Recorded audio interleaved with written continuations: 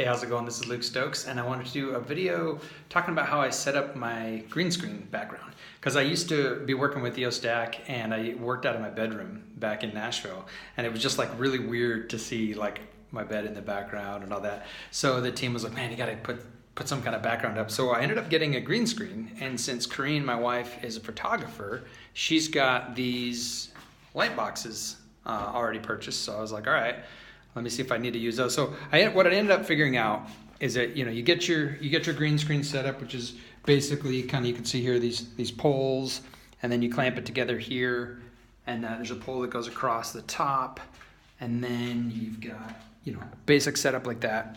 But if you don't light it correctly, then you'll get this green glow around you. And oftentimes you want to turn off the overhead lighting as well, because it can kind of mess it up a little bit.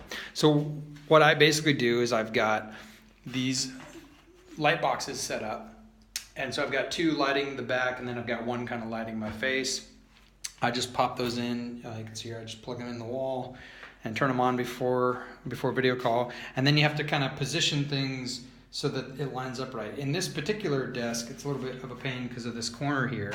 So I kind of have to elevate this up a little bit so that, so it's like looking at my face when I sit down. I've got my chair elevated so that when I'm sitting and I've got the lights on, it kind of just shows up just like it should. And the camera on my computer will be lined up in a good way to do that. I've just got a snowball or a blue snowball mic here, which works out well enough.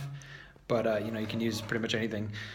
You probably notice I've got these blankets on the walls right now. I still have to figure out how to soundproof this room. There's a lot of echo and stuff because it's cement walls and cement, the tile floors. But just setting up these blankets have helped a little bit. Eventually, I'll probably get actual full-on soundproof stuff, and you can probably hear the dogs barking in the background. These are all things. But I found out that with the remote work I do, being on enough video calls and conferences and things like that, doing video podcasts for people, I realized that it's a nice thing to be able to really well see someone really well, and having these backlit setups, having a nice background just helps you kind of feel like you were hanging out with the person in real time, which helps you have better communication. You can see their body language, you can see their expressions and everything like that. And so that's why I went into the trouble of doing this.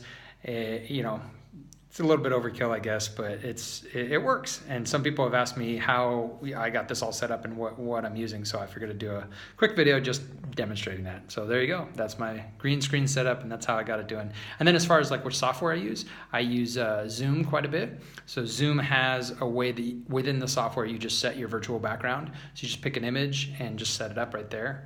And then if you want to do other videos, you can basically just record the video like normal, have it well lit, and then later in your video editing software, you kind of create an overlay where you can, set one layer as the image and the other layer as the video, and that works out just fine. So anyway, that's how I do it. Hopefully that's helpful. Talk to you later.